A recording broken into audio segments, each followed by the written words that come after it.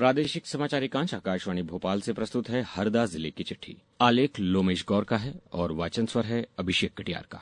हरदा जिले में बीते दिनों मानसून की दस्तक के साथ मौसम ने करवट ली। शुरुआती बारिश के बाद किसानों ने बड़े उत्साह के साथ सोयाबीन, मक्का और अन्य खरीफ फसलों की बुआई पूरी की।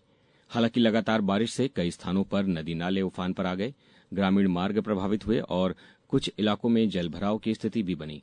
बारिश थमने और धूप निकलने से लोगों को राहत मिली तथा जनजीवन पुनः सामान्य होने लगा। जिले के वनांचल क्षेत्र के उन किसानों के लिए शासन ने नई व्यवस्था लागू की है जिनके पास भूमि का पट्टा या वनाधिकार प्रमाण पत्र नहीं है।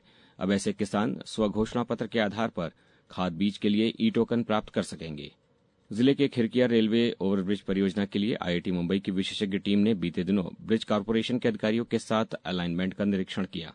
करीब 3 वर्ष से लंबित इस परियोजना को लेकर उम्मीद जताई गई है कि तकनीकी रिपोर्ट मिलने के बाद निर्माण कार्य आगे बढ़ सकेगा। हरदा जिले में वट सावित्री पूर्णिमा का पर्व श्रद्धा के साथ बीते दिनों मनाया गया। बड़ी संख्या में सुहागिन महिलाओं ने वट वृक्ष की पूजा कर 108 परिक्रमा लगाई और परिवार की सुख समृद्धि तथा अखंड सौभाग्य की कामना की। स्वास्थ्य सेवाओं के क्षेत्र की यदि बात करें तो लॉयंस क्लब हरदा अंबर ने निःशुल्क नेत्र शिविर का आयोजन बीते दिनों किया। इस शिविर में मोतियाबिंद से पीड़ित मरीजों को ऑपरेशन के लिए भोपाल भेजा गया। वहीं राष्ट्रीय चिकित्सक दिवस पर जिले के वरिष्ठ चिकित्सकों का सम्मान भी किया गया। जन जागरूकता के क्षेत्र में पुलिस विभाग द्वारा जिले में सेफ क्लिक 2.0 अभियान का आयोजन किया गया, जिस अभियान के तहत राजा बरारी गांव में साइबर सुरक्षा जागरूकता कार्यक्रम आयोजित किया गया। वहीं जिला जेल हरदा में प्रजापिता ब्रह्मकुमारी ईश्वरीय विश्वविद्यालय द्वारा आध्यात्मिक एवं समाज सुधार कार्यक्रम का आयोजन किया गया। बीते दिनों जिले में आयोजित पौधरोपण अभियान, स्वास्थ्य शिविर, सम्मान समारोह, स्वच्छता अभियान और जन जागरूकता कार्यक्रमों ने जिले की सामाजिक सक्रियता को नई दिशा दी। पुलिस विभाग में लंबे समय से लंबित पदोन्नति प्रक्रिया बीते दिनों पूरी हो गई। विभागीय पदोन्नति समिति ने मध्य प्रदेश लोक सेवा पदोन्नति नियम 2025 के तहत कुल 109 आरक्षकों को प्रधान आरक्षक के पद पर पदोन्नत किया है। हरदा जिले में दस्तक सह स्टॉप डायरिया कैंपेन का पहला चरण 31 अगस्त तक संचालित किया जाएगा। इसके लिए जिले के अनुमानित 69,922 बच्चों को सेवाएं प्रदान करने का लक्ष्य रखा गया है। कोष एवं लेखा संचालनालय द्वारा IFMIS पोर्टल की तकनीकी समस्याओं के निराकरण के लिए जिले में 16 और 17 जुलाई को IFMIS केयर्स कैंप लगाया जाएगा। मेरा युवा भारत अंतर्गत जिला सलाहकार समिति की बैठक बीते दिनों कलेक्टर सिद्धार्थ जैन की अध्यक्षता में संपन्न हुई। इस बैठक में उन्होंने जिले में पोर्टल पर 15 से 29 आयु वर्ग के अधिक से अधिक युवाओं का पंजीयन, विभिन्न विभागों के मध्य समन्वय और वार्षिक कार्य योजना के अंतर्गत आयोजित होने वाले कार्यक्रमों पर विस्तृत चर्चा कर अधिकारियों को दिशा निर्देश दिए।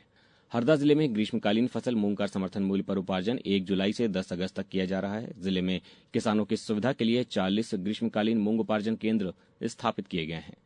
विश्व जनसंख्या दिवस के अवसर पर बीते शनिवार को ADR सेंटर में स्कूली बच्चों के लिए विधिक साक्षरता एवं जागरूकता शिविर का आयोजन किया गया। न्यायाधीश चंद्रशेखर राठौर ने उपस्थित बच्चों को बताया कि भारत वर्तमान में विश्व की सर्वाधिक जनसंख्या वाला देश है। विद्यार्थियों को यह संदेश दिया गया कि जागरूक नागरिक बनकर वे समाज में जनसंख्या नियंत्रण, लैंगिक समानता, शिक्षा के प्रसार और स्वस्थ जीवन शैली को बढ़ावा देने में महत्वपूर्ण भूमिका निभा सकते हैं।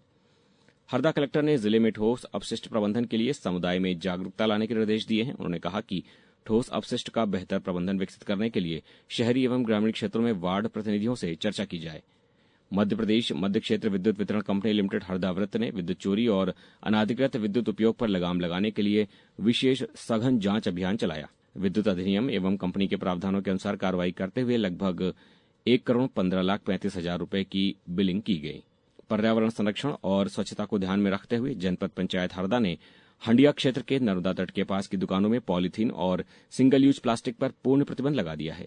ये जारी आदेश 9 जुलाई से प्रभावी हो गया है। पहली बार उल्लंघन करने पर 200 रुपए का आर्थिक दंड तथा दूसरी बार उल्लंघन करने पर 500 रुपए का आर्थिक दंड और तीसरी बार या बार-बार उल्लंघन करने पर 1,000 रुपए का जुर्माना तथा व्यावसायिक प्रतिष्ठान को सील करने या लाइसेंस निरस्त करने की कार्यवाही की जाएगी। हरदा जिले की चिट्ठी में फिलहाल इतना ही। कल फिर मिलेंगे किसी और जिले की समसामयिक गतिविधियों के साथ। मुझे दीजिए इजाजत। नमस्कार।